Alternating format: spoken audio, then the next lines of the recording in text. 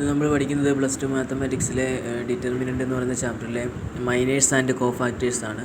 അപ്പോൾ ഇങ്ങനെ ഒരു ഡിറ്റർമിനൻ്റ് വന്നിരിക്കും, അതിൻ്റെ മൈനേഴ്സും കോഫാക്ടേഴ്സും എഴുതാനാണ് ചോദിച്ചിരിക്കുന്നത്. അപ്പോൾ മൈനേഴ്സിന് എം കൊണ്ടും കോഫാക്ടറിനെ C കൊണ്ടും നമുക്ക് റെപ്രസെൻ്റ് ചെയ്യാം. അപ്പോൾ ഇതിനകത്ത് M11 എന്ന് പറഞ്ഞാൽ ഫസ്റ്റ് റോയിലെ ഫസ്റ്റ് കോളം ഉണ്ടല്ലോ, ഇതാണ് ഉദ്ദേശിക്കുന്നത്. അപ്പോൾ ഇതിൻ്റെ മൈനറും കോഫാക്ടറും എഴുതാൻ പറഞ്ഞാൽ ഇതാണ്ടോ, മൈനർ എഴുതുന്നത് ഈ റോയും കോളം അങ്ങ് ഒഴിവാക്കുക, പിന്നെ കിടക്കുന്നത് ഇതാണ്, അതെടുത്ത് എഴുതുക. അതുപോലെ തന്നെ M12 എന്ന് പറഞ്ഞാൽ ഈ എലമെൻ്റാണ്, അപ്പോൾ അതിൻ്റെ റോയും കോളം ഒഴിവാക്കിയിട്ട് ഈ നമ്പർ എഴുതുക.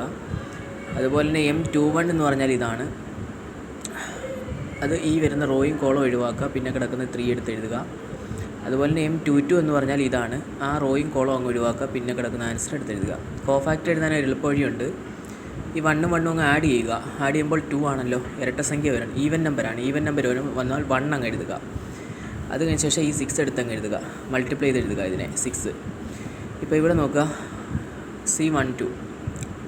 അപ്പോൾ ഇത് ആഡ് ചെയ്യുക. ആഡ് ചെയ്യുമ്പോൾ എന്താണ് കിട്ടുന്നത്? ഓഡ് നമ്പറാണ്, 3 ആണ്. 3 വന്നാൽ ഓഡ് നമ്പർ വന്നാൽ -1 കൊടുക്കുക. അത് കഴിഞ്ഞ ശേഷം കിട്ടിയിരിക്കുന്ന ഈ മൈനർ എടുത്ത് അതുമായിട്ട് മൾട്ടിപ്ലൈ ചെയ്യുക, ആ ആൻസർ എടുത്തങ്ങ് എഴുതുക. അതുപോലെ C21 അതുപോലെയാണ്. ആഡ് ചെയ്യുമ്പോൾ ഓഡ് നമ്പറാണ്, അതുകൊണ്ട് -1 എഴുതും, പിന്നെ അതിൻ്റെ ആൻസർ എടുത്ത് എഴുതും 3. അപ്പോൾ -6 എന്ന് കിട്ടും. അതുപോലെ തന്നെ M22 അതിൻ്റെ കോഫാക്ടർ എടുക്കുമ്പോൾ C22 എഴുതുക. ആഡ് ചെയ്യുമ്പോൾ 4 കിട്ടും, അതൊരു ഈവൻ നമ്പർ ആയതുകൊണ്ട് 1 എഴുതും, പിന്നെ ഇതിൻ്റെ ആൻസർ എടുത്ത് മൾട്ടിപ്ലൈ ചെയ്ത് എഴുതുക. ഓക്കെ, ഇങ്ങനെയാണ് മൈനേഴ്സും കോഫാക്ടേഴ്സും കണ്ടുപിടിക്കുന്നത്.